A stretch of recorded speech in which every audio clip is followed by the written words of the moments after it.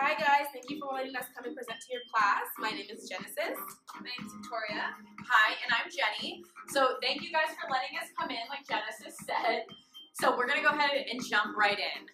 So thank you guys for already opening up our poll. So we're gonna jump right into it. Okay, thank you guys, you're all ready. So we're gonna ask you guys to answer, what do you think is the most terrifying? And what is your biggest fear? So here are your options. Car crash, dying in a plane crash, terminal illness, or getting struck by lightning. So go ahead and just give your answer, and we'll see what the results are.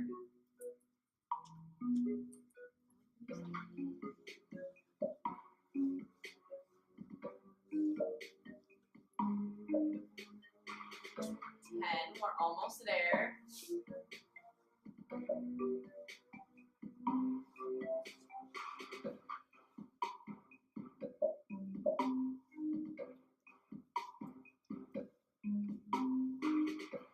I think there was 15. Are we good?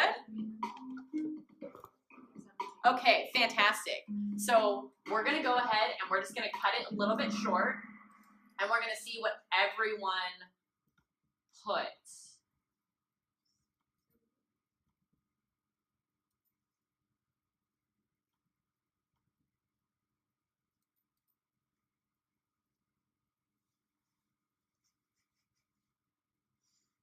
Thank you guys for your patience.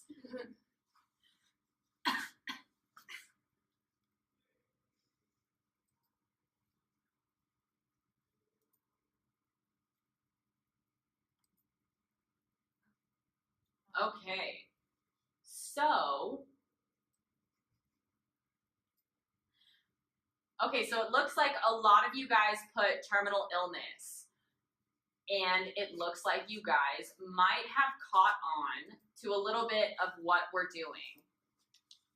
So just to break the ice a bit, 75% of the population reported that public speaking was their greatest fear.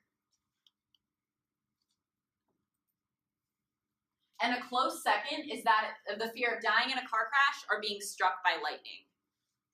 And I know some of you guys put that, so to put you guys at ease, there's only 1 in 11 million chance of dying in a plane crash and 1 in 9.6 million of being struck by lightning. So if anything, you guys should be fine in that category and fear a little less. But something that's a little bit more prevalent, which a lot of you guys caught on to, is that 1 in 8 women will be diagnosed with breast cancer in their lifetime. And that breaks down to about 12% of women that will be diagnosed with this breast cancer throughout their life. And as of right now, 155,000 people in the United States are currently living with metastatic breast cancer, which makes it the most common breast cancer for women.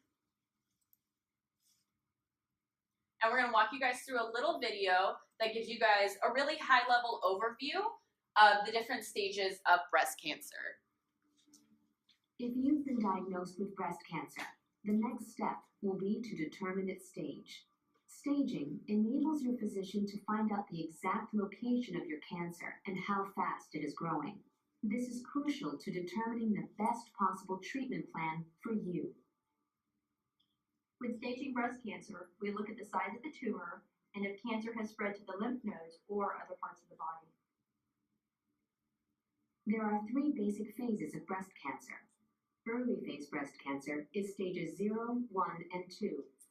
In early breast cancer, the tumor is fairly small and the cancer cells have not spread outside of the breast tissue. The next phase is called locally advanced breast cancer and is typically stage 3. At this point, the tumor may be a little larger and the cancer cells may have spread to the underarm lymph nodes. In the third phase, metastatic breast cancer, or stage 4, the cancer cells have spread to other organs. Once the stage and type of your cancer has been determined, your breast care team will design a personalized treatment plan for you. We know that being diagnosed with breast cancer is difficult. Our comprehensive approach to care ensures that we treat more than just your cancer. We will provide the emotional support, guidance, knowledge, and answers you need to feel confident with your medical decisions. For more detailed information on the stages and types of breast cancer, visit our website at methodistsugarland.com and click. We know it gets a little preachy at the end, but we wanted to make sure that you guys have at least a brief understanding of the different stages of breast cancer and how it may come about.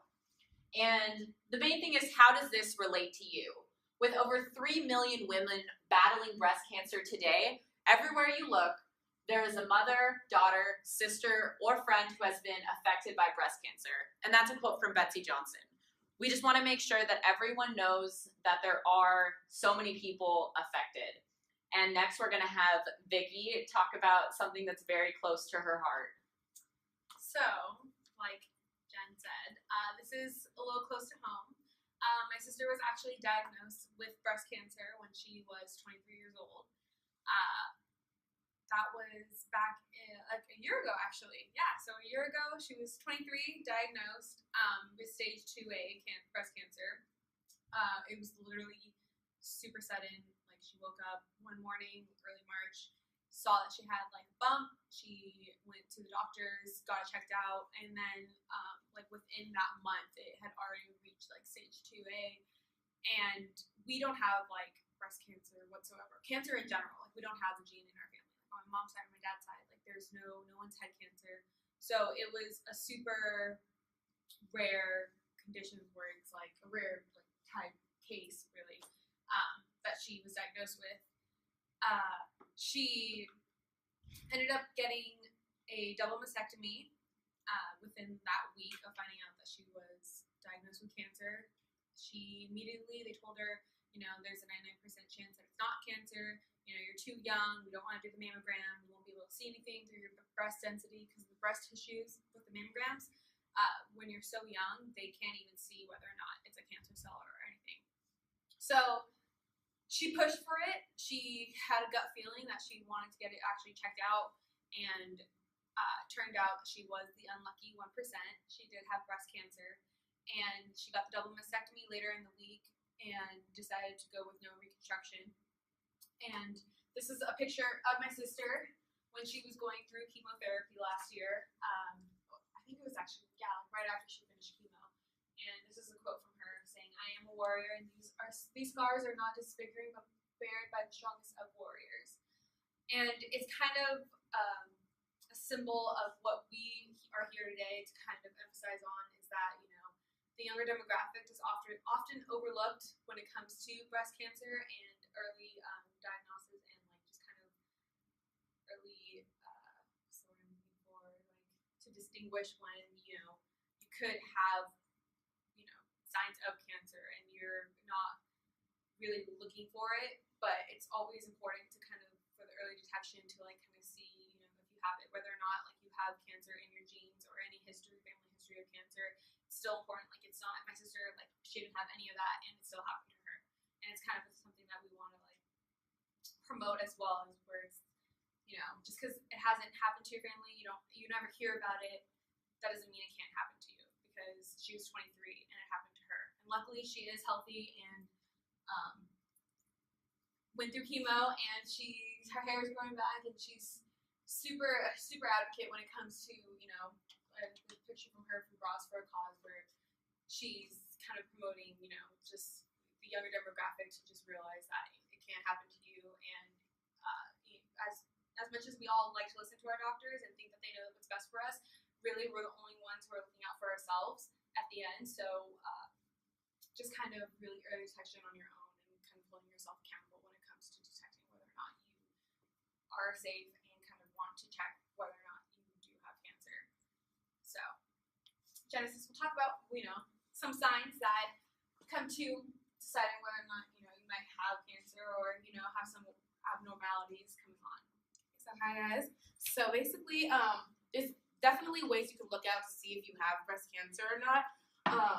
You look for changes in your skin texture, the way your boobs feel. Boobs are different. All boobs are different, so different types of boobs. But there's like some things that you want to look out for. Constant pain, of course, because that can't be good. Looks for change in size and shape. Look for any like weird discharge, and pretty much So also another chart just to kind of just like shows oranges as an example to see like what it could look like if you do have any signs of breast cancer. And then right here is like kind of like the 3 types of exams that can help kind of detect a self-breast exam, which is you should have it like about like once a month. You can do it to yourself. Basically, it's you perform it on the same day of each month. It's kind of like before you have like your menstrual cycle, menopausal, postmenopausal. Sorry. So basically, you can do it in the shower, kind of just like touch your boobs if you feel anything like any bumps or anything. A mammogram is something that you would kind of schedule at the age of 40. It then once again every 5 years, and if they kind of just like it's a way for them to see if there's anything there. And then you have your clinical breast exam, which is begins when you're 20. Basically, you have it every 2 to 3 years, and then it just like that's kind of how like they can go in like deeper to see if there's really like anything there, like how like severe it is, and how they can start getting started on treatment and stuff if something is there. And then while you can't like avoid breast cancer entirely, but there is ways to like kind of like detect it early so that you can take care of it immediately. These are factors that can lower the risk, like healthy weight, of course. Not smoking, because we all know smoking causes cancer, so cigarettes and all that stuff. Physical activity is very important, and then no alcohol use. Well, I mean, you could use alcohol, but like just like limit yourself. I know it's kind of hard sometimes, especially when you're young. But like it's a good idea. Okay, that's pretty much for the pictures.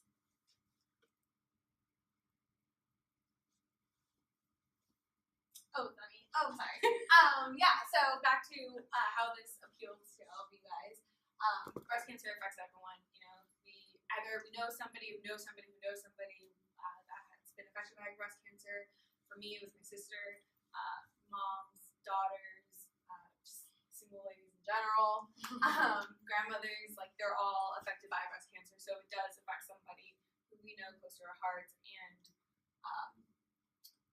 at the end, it's just kind of like listen to your body, and you can save your own life. So it's kind of just being proactive and not reactive. Like you don't need a doctor giving you the green light on whether or not you think you're healthy. It's again, trust your intuition. A woman's intuition is nothing but the best. So just always listen to your body and listen to yourself, and realize that you are looking out for yourself at the end of the day. So definitely try to advocate that and promote that, and act that in your everyday life too. So it can be easily done. It's just a self-examination. Thank you guys. Thank you guys.